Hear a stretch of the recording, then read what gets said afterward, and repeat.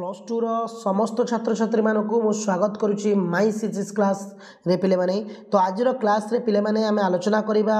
गणतंत्र संज्ञा और वैशिष्ट्य को आलोचना करा माने पिले माने पॉलिटिकल साइंस रो इंपोर्टेंट क्वेश्चन गणतंत्र संज्ञा और वैशिष्ट्य को आलोचना करिबा किमा गणतंत्र अर्थ लक्षण मान आलोचना कर। दुईटी क्वेश्चन जे कोनसी गोटे क्वेश्चन पड़ला तार उत्तर होचे एका गणतंत्र संज्ञा और वैशिष्ट्य को आलोचना कर गणतंत्र अर्थ और लक्षण को आलोचना कर। ऑलरेडी आमे गणतंत्र विषय 2 नंबरिया 1 नंबरिया शून्य स्थान पूरण भी कंप्लीट कर सारी। देख पहले प्रश्नटी कौन रही ना एकविंश शताब्दी रे पहले एकविंश शताब्दी रे विभिन्न राष्ट्र रे प्रचलित सरकार पहले इंट्रोडक्शन लिखा है। एकविंश शताब्दी रे विभिन्न राष्ट्र रे प्रचलित सरकार मध्य सबुठारु जनप्रिय सरकार होची गणतंत्र सबुठारु लोकप्रिय सबुठारु माने सॉरी बेले पृथ्वी जदि सबुठारु लोकप्रिय किए रही ए लोकप्रिय होची किए पिले माने ना गणतंत्र सरकार। गणतंत्र एक जनप्रिय सरकार भाव में समग्र विश्व रे जनसाधारण को विमोहित करिछि। एक जनप्रिय माने लोक मानकर प्रिय लोक मानक प्रति अत्यधिक प्रिय होची सरकार माने कौन ये जनप्रिय सरकार भाव में लोक मान कौन कर पिले माने ना प्रतिहित कर लोक मान को निज आड़ को अख्तियार करिछि बुझेला पिले माने। तापर देछि कोन देख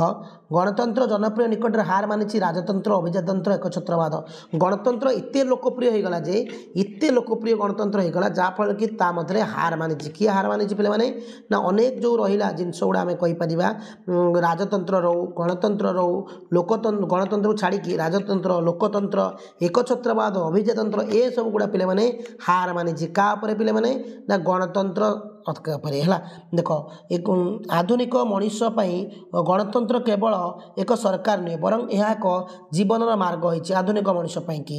मनीषर सामाजिक प्रकृति मध्य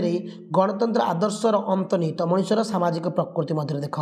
गणतंत्र बा डेमोक्रासी शब्दटी ग्रीक शब्द डेमोस और क्राटस बा क्रासियर निहित आम गणतंत्र डेमोक्रासी शब्द ग्रीक शब्द डेमोस और क्राटियर आसी डेमोस अर्थ गण बा जनता बा लोक मैंने क्रासियर शब्द अर्थ हो शासन बा क्षमता कहवा सुतरां गणतंत्र हूँ जनसाधारण शासन ये रहा पे उपक्रम। तापर पे जमी कहते संज्ञा स्टार्ट कर संज्ञा देख पे अब्राहम लिंकन मतरे प्रथम संज्ञा ना अब्राहम लिंकन मतरे गणतंत्र हूँ लोक द्वारा लोक उद्दिष्ट सरकार माने लोक द्वारा लोक उद्दिष्ट सरकार पे सिलिंग मतरे गणतंत्र हूँ एक सरकार जो प्रत्येक अंश नागरिक अंश हो सिलिंग मतरे गणतंत्र हूँ एपरी एक सरकार जो प्रत्येक नागरिक अंश थाए बुझेगा। तापर देख प्रोफेसर डाइस पिले प्रोफेसर डाइस को मतरे कौन ना जो सरकार रे जनसंख्या संख्याधिक भाग अंशग्रहण करते पिले जो सरकार अधिक अधिक लोक मैंने कौन अंशग्रहण करमें कहीपर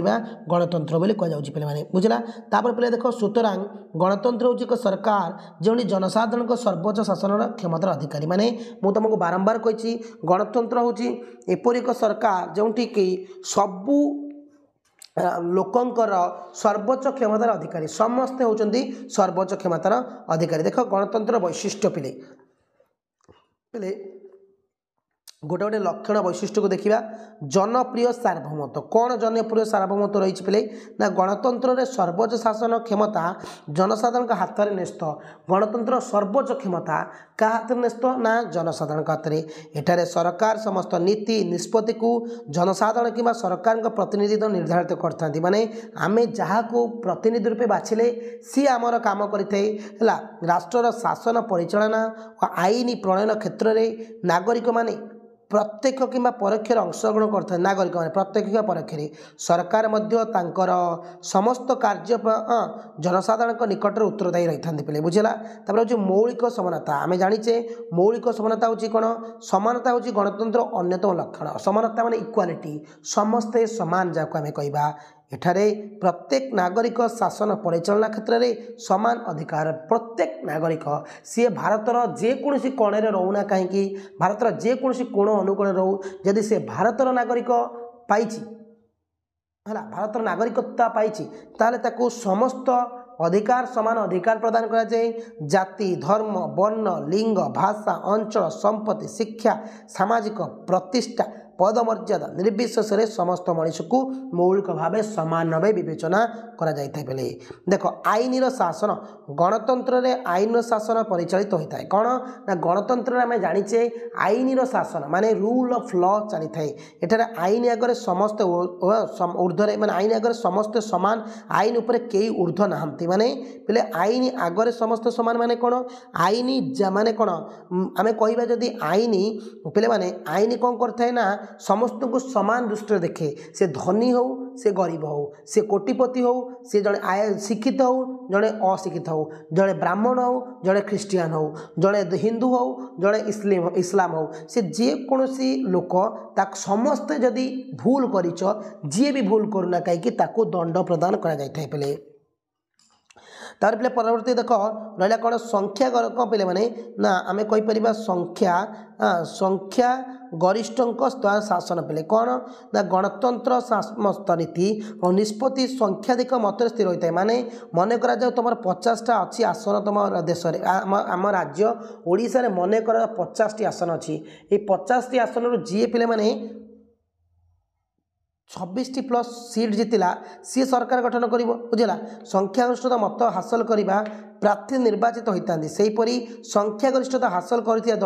दल शासन परिचालन करता पॉइंट हूँ सहनशीलता माने टॉलरेंस सहनशीलता माने टॉलरेंस कौन पे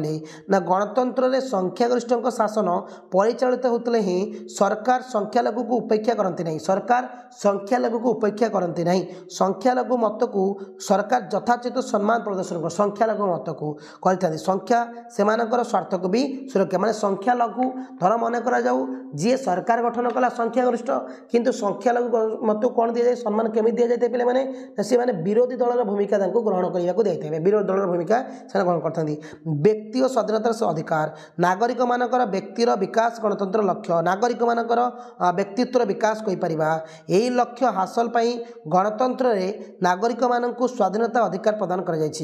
जनमत को सम्मान गणतंत्र हूँ जनसाधारण शासन बा जनसाधारण शासन गणतंत्र जनतार वाणी को ईश्वर का वाणी बोली ऋषो कहते ये गणतंत्र रे आम जनमत को सम्मान दबा कहीं जनता जहाँ को बाछे सी ही सरकार गठन करे जनता जहाँ को बाछे से ही सरकार गठन करेंगे कौन प्रकार द्वंद्व नाई पे बुझेगा मु बारंबार कहूँ पे मैंने जनमत माने जनतार शासन के कहीपर